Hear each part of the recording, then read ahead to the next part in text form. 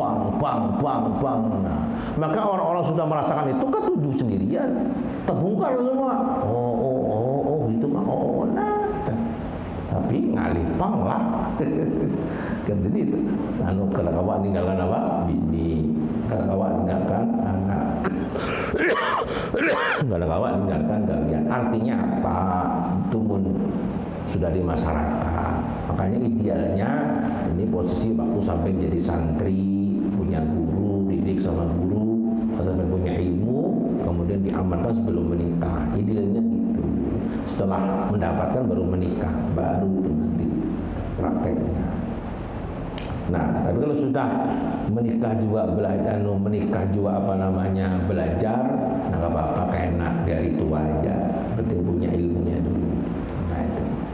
Kemudian itu kata beliau, karena orang tafakur tadi akan menyebabkan berhasilnya kebongkarnya semua rahasia-rahasia secara hakikat semua ciptaan Allah. Kemudian dengan tafakur, ini hasilnya tafakur yang pertama itu wa ila ta'zimillah.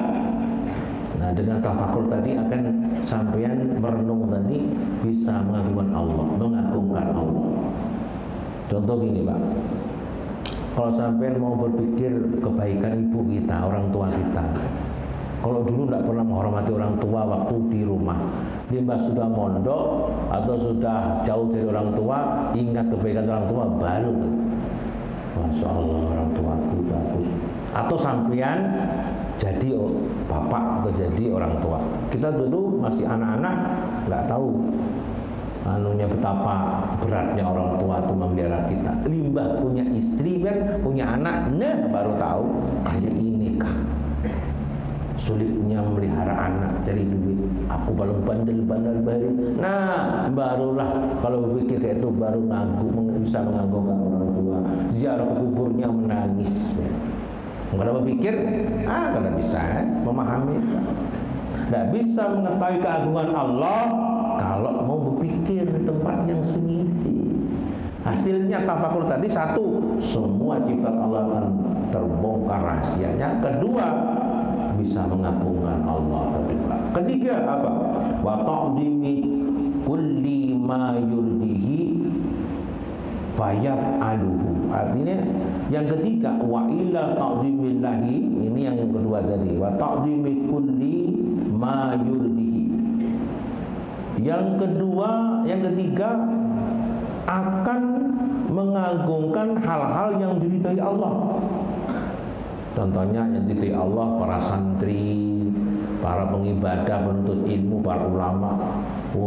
Berarti perjuangan ulama ini sengsara, nggak ada gajinya, nggak ada yang bantu, siang malam doakan umat kayak guru tadi, tiap malam doakan yang amal, padahal amal cuma sekali aja, tiap malam didoakan. Wah, guru ini betapa besar perjuangannya, betapa akhirnya mengagungkan bisa sama orang-orang yang menjadi hal-hal yang diridhai Allah tadi. Kemudian fayaf'aluhu wa takiri kulli ma yuskhitu. Nah, kemudian dia berpikir, kalau aku maksiat gak ada untungnya juga. Aku pikir-pikir, minum arak, aku mabuk, duitku habis, biniku minta cerai, aku masuk di got, gak ada untungnya juga. Berpikir tadi, akhirnya dia menjauh hal-hal yang dibenci oleh Allah. Berpikir tadi. Makanya kalau marah itu, Pak, kalau memutuskan suatu perkara jangan posisi marah, itu nggak ada bisa berpikir. Nah, kalau marah pergi aja dulu, nukar bakso 2 mangkok, nukar rawon lah 2 piring. Nah, berpikir tumat apa aku marah, apa salah bini aku marah tadi. Berpikir astagfirullah aku yang salah juga. Nah, dapat langsung. Tafakur itu satu wasilah untuk beruslah. Nah, dengan tafakur tadi banyak buahnya. Ya, tadi salah satunya apa tadi? Allah buka semua rahasianya, ciptaannya. Bisa mengagungkan Allah, bisa mengagungkan orang-orang yang diagungkan Allah, diridhai Allah, dan benci kepada hal-hal yang dimurkai Allah. Sehingga apa? Fayajtanibuhu. Nah, sehingga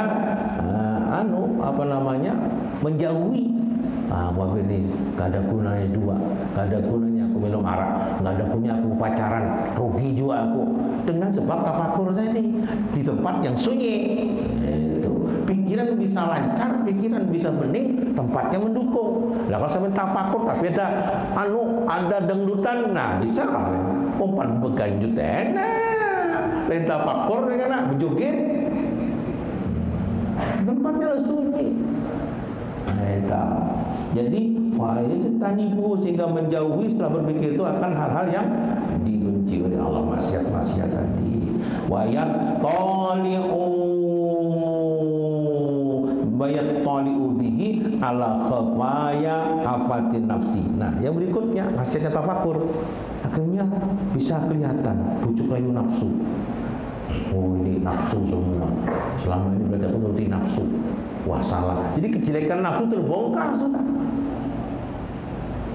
Nafsu itu diciptakan muatan negatif di tubuh kita. Kita itu memang harus ada muatan positif dan negatifnya. Positif itu akal, nafsu itu negatif. Jadi nafsu tidak bisa dikeluarkan, tapi bisa ditundukkan. Jadi nafsu itu selalu mengajak kejelekan. Nggak ada nafsu itu mengadakan kebagusan. Biasanya nafsu itu ngajak kejelekan. Contohnya mau ngaji, nggak usah lah, kita nggak usah ngaji, nggak usah ngaji lah. Kita ada teman mau datang, tunggu. Kadang-kadang sampean terbujuk nafsu tadi, nungguin teman. Kalau sampean ngaji juga, dibujuk secara nggak bisa. Akhirnya ngajinya tuh suruh riak, supaya orang tahu. Ika mau ngaji tunjukkan sama hubungannya. Pak, selfie, kirim ke grup. Wah, riaknya muncul, ya habis juga. Intinya nafsu itu segala kejelekan akan disuruh atau akan dibisikkan ke hati kita. Kita melakukan kadang-kadang memang jelek, kadang-kadang ibadah tapi akhirnya jelek. Ya tadi itu dibisik itu. Nah orang yang bisa mengetahui itu orang mutafakur di tempat yang halwat, yang uslah tadi. Makanya kalau yang tafakur tadi wa yattali'u bihi ala khafaya afatin nafsi, akan kelihatan bujuk rayu nafsu sehingga dia waspada. Kalau sudah tahu, waspada nafsunya. Kemudian wa maqaidil adui, akhirnya musuhnya kita kan nafsu, bukan musuh kita setan yang mengendarai nafsu. Nah karena sudah berpikir dengan jernih, akhirnya tahu trik-triknya setan menipu kita sehingga dia tidak tertipu lagi. Nah dengan tafakur diuslah, ini hasilnya tafakur. Nah yang berikutnya hasilnya wa ghururid dunya. Nah akhirnya dibongkar dengan terpikir apa dunia itu. Ternyata dunia itu membujuk kalau nggak diajak ke akhirat. Dunia adalah hancur diriku kalau nggak aku pakai untuk akhirat. Makanya tahu dia, sehingga berarti dunia ini salah selama ini aku. Dengan tafakur. Kalau nggak bisa di tempat yang mendukung muslah tadi. Nah, kemudian wa yata'arrafu bihi wujuhul hiyali fitabaudi anha. Nah, sehingga bagaimana? Sehingga wa yata'arrufu, sehingga kelihatan karena dunia sudah dibukakan kecelahan-kecelahannya. Wa yata'arrafu bihi, maka dia mengetahui atau melihat akan dunia. Wujuhul hiyali, akan tipu rayunya dunia. Fitabaudi, sehingga dia menjauh dari dunia. Ini Bapak Ibu, ini contohnya ya. Wa yusallamu bihi, dan selamat dari dunia. Gini. Orang kalau nggak tahu nggak takut. Orang yang tahu takut. Saya beri contoh. Ada anak kecil, ada ular kobra, takut enggak? Ada. Kalau di YouTube itu ada anak kecil, ular kobra di didekatnya anak kacaknya. Karena dia nggak tahu. Ular kobra belum bisa. Coba sampean, ada ular kobra sini, saya yakin lari semua. Karena apa yang tahu? Kalau ular kobra ini beracun. Dunia kayak itu. Orang yang tidak tahu dunia kalau kayak seperti ular kobra, katu cuma dan cari dunia, malah mencari dunia, mengkacak dunia. Muntahu baik, buat takut.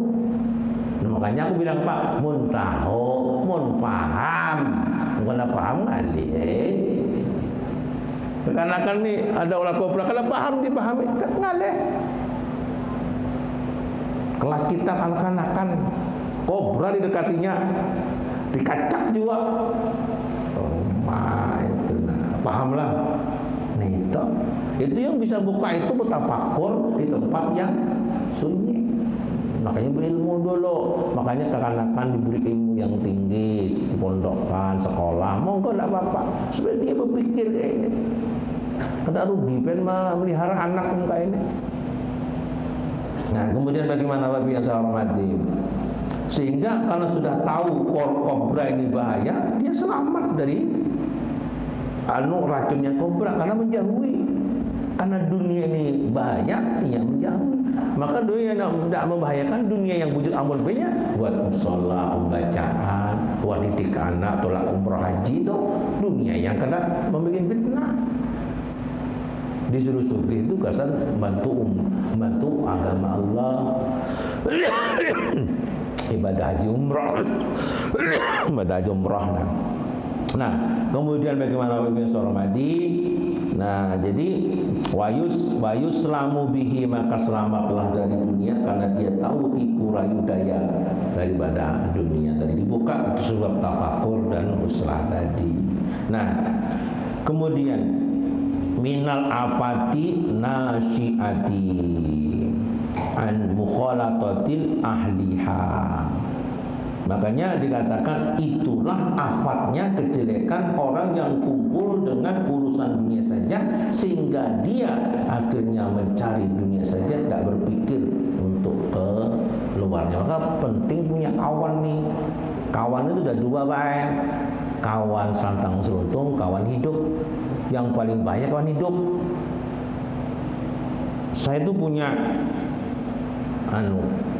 bos batu bara. Itu namanya batu bara, tahu kalau duitnya kayak itu. Batu baranya panas, duitnya panas juga. Kalau sudah loading malam itu dingin toh, bisa minum macam-macam toh. Bisa datangan buahnya yang toh. Duit ada juga. Kadang-kadang kalau sudah berduit pulang HBI, ledis dah. Setornya ke sana ya, sedekahnya. Lain kalau musola sini. Itu punya istri yang solehah. Nah, tiap hari digusut lagi limbah kayak itu. Limbah bulik lah dari kawiannya kayak itu, limbah bulik. Nah, sudah ya tahu aja sudah kayak itu kebanyakan mainnya gitu. Bah jarang. Papa kan biasa bon sugih, papa ya kalau mama mun bener pantas bang ya papa mama. Sopan juga kucing yang ketawa meong ya. Orang gampang ya abahnya papa ya. Mamanya mama. Jadi papa kapan biar sadar anak mulai ganal baik. Jadi perlu public figure. Kalau sampai gini terus kayak apa anak kita? Ada bosannya si bini tadi, tiap hari memusuti lagi. Akhirnya saya ceramah waktu itu Ramadan saya ceramah di hotel Sambutkan sana depan Bandara Bari. Nah, itu bukan KPP Pama bos-bosnya, ya bos Pama. Pas habis ceramah saya lucu sama kita, dikejar sama anak buahnya. Sampai akhirnya sampai ini saya ada rutinan di KPP ini Sungai Puting masih tiap bulan. Kisahnya itu. Nah, ngomong ke ibunya, sudah aku cocok sudah punya guru calonnya Gus Hamid Jar. Akhirnya bujur berguru sama saya sekeluargaan sampai tulak haji, sampai haji. Nah, bagus semua anaknya. Nah, ini kalau lakinya brengsek, punya teman hidup solehah, akhirnya jadi lakinya soleh. Nah, ada yang satunya lain pulang, abahnya ini alim. Dia kepala dinas. Dah kesambat lah, ini rahasia perusahaan. Kepala dinas. Bininya cuma, waduh, materialistis. Pahamnya materialistis, duit dia. Tiap hari pian kepala dinas baik. Tuh nah lihat itu anak buah pian Ribon Innova. Satunya tuh Bajiro, satunya Fortuner pian pang. Kijang kapsul aja boleh beri. Supan aku manu kumpul-kumpulan nek. Masa bosnya kijang kapsul. Jadi laki kada usah mah. Itu kalau beres tujuannya Allah takut sama Allah Taala. Alah, biar Allah biar. Hingga ni bingnya kayak model tipe ini. Tiap hari digitukan, baik, tiap hari gitukan. Akhirnya berpikir juga lagi, bujur juga bini kula. Kada umpan kada dapat juga kok. Nah, brengsek sudah. Akhirnya inya main juga, mobil harak juga. Akhirnya ujung-ujungnya kena KPK. Nah, ayah, teman ini bahaya. Biasanya sebelum menikah tolak pembacaan. Tiba menikah dapat orang benjer mesin. Ini pegawai organ tunggal. Dijak nyanyi aja biar luput sudah, kalau mengaji lagi sudah. Kemana? Mengawal bini dia. Bini bang salah sudah. Akhirnya bini bisa menyanyi juga. Ajak kembali bini hafal lagu-lagunya. Lagu mundur, alon-alon hafal lah. Bukan main-main kalau punya teman hidup model kayak itu. Jadi penting banget lingkungan sama teman hidup. Nah itu buktinya itu. Jadi kalau kumpulannya orang tipe kayak itu harus habis. Makanya pian kalau kumpul dengan teman yang bagus-bagus supaya tertular yang bagus. Kalau pian kumpul dengan orang penjual minyak wangi, apa kabar baunya? Harum wangi. Mun pian umpat bubuan pemandian, orang yang bisa menghantam kayu besi itu buat parang, apa kabar? Hangit.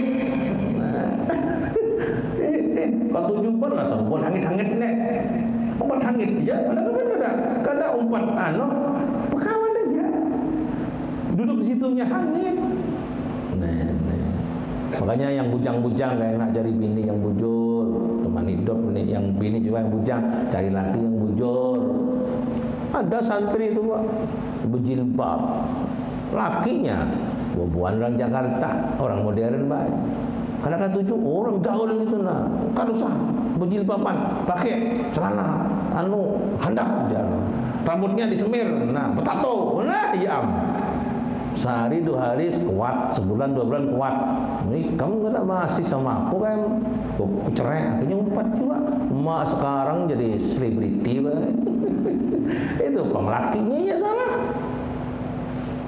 Jadi benar tak? Teman tadi. Jadi katakan afatin nasyiati an mukhalatati ahliha. Ini orang berteman dunia, jadilah pecinta dunia. Tapi sebaliknya, wabil uslatil mazkurati yasulu tamarruna. Nah, jadi orang yang senang berpikir, bertafakur itu melatih melatih otaknya. Alal khalwati, atas menyendiri. Karena apa? Orang berpikir itu pasti minta tempat yang sendiri. Kalau sampai sedang berpikir, mesti cari tempat yang sunyi. Nah, orang yang senang berpikir itu salah satu cara untuk belajar berkhalwat berhuslah. Katakan di sini. Dari qabil uzlati al-mazkurati yasulu at-tamurana alal khalwati allati hiya ahadu arkanit tariqatil arba'ati. Jadi kalau sudah senang berpikir akan melatih dia itu menyendiri huslah atau berkhalwat. Nah, berkhalwat atau huslah ini menjadi rukunnya wali abadan dikatakan di sini. Jadi Arkani tariqil arba'ati binisbatin lil muridina. Seorang murid kalau ingin mencapai maqam masyirillah, rukunnya ada 4. Salah satu yang 4 itu adalah huslah. Huslah di awal dari banyak berpikir, banyak menyendiri. Nah, wabaqiha dan sisanya yang 3 apa? Nah, ini perhatikan. Jadi kalau ingin sampai kepada Allah Ta'ala itu ada rukunnya 4. 1, awalnya senang berpikir. Karena ingin diganggu orang, pikirannya dia menyendiri. Sering di tempat-tempat yang sunyi. Dapat 1 sudah. Yang sisanya 3 apa? Perhatikan bawahnya. Asumtu. Nah, yang kedua diam, banyak diamnya. Jangan banyak pandir. Falyakul khair aw yasmut. Dia mau ngomong yang baik, kalau enggak dia mendam. Itu orang-orang yang hebat tuh. Nanti jadi orang hebat. Yang pertama senang tafakur sehingga dia senang huslah menyendiri. Yang kedua asumtu, dia mandam. Yang ketiga apa Pak? Walju, senang lapar, senang puasa. Gara-gara rezeki senang puasa. Ini kada dapat suratan baik. Ulun katuju ke kimol. Ulun katuju ke rame-rame baik. Karena masuk ikam. Ulun kena katuju bang mandam. Kuliah terus. Mandak mana begayaan terus. Luput sudah, 2 sudah. Yang ketiga apa? Balju, senang lapar. Bah, pada kawal lapar ulun. Ulun harus lapar sedikit siup bah. Nah, anak awal jadi orang besar. Yang terakhir apa? Wasyahru. Nah, kada guring. Jadi pian itu guring itu dalam 1 hari itu 8 jam. Kalau lebih 8 jam berarti pian itu banyak guring, hatinya keras. Saya pernah diijazahi saya Abdul Hamid, ikam 1 hari guring 2 jam aja, 1 tahun aja ikam kasyaf. Ulun coba sehari 2 hari, tak kuat juga. Sehari 2 jam bisa berjalan guring baik.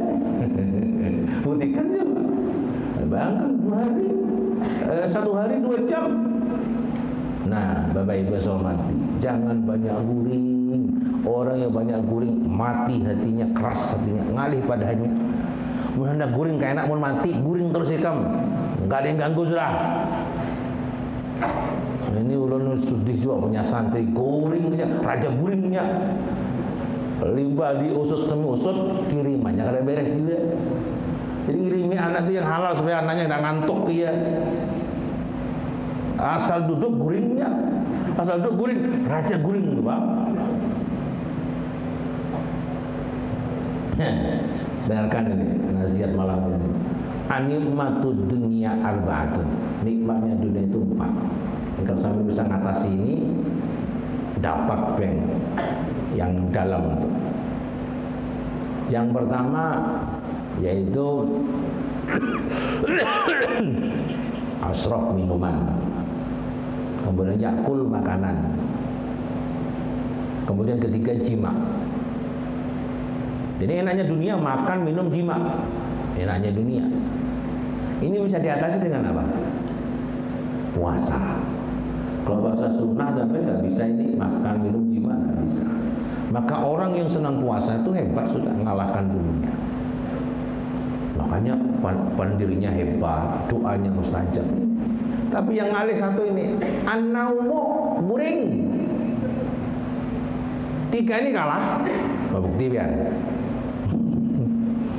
Biar guring, dibangunkan temannya. Mat, bangun man.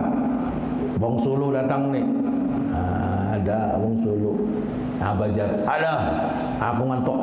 Bonikam kasihan sama aku, sisain bukan makan sudah. Nah, pilih gak banyak, guring. Yang betul friend senang Fanta. Guring. Friend, bangun friend. Ini Fanta. Ngantuk bener aku nak. Alah, sisain bukan ada, main minum sudah. Pilih apa? Guring. Dan punya bini. Mas, ulun hendak masai. Hendak apa? Kikuk. Nah, ngantuk dengan kena subuh lah, tiba subuhan lah. Pilih apanya? Guring. Akhirnya, pengalaman pokoknya.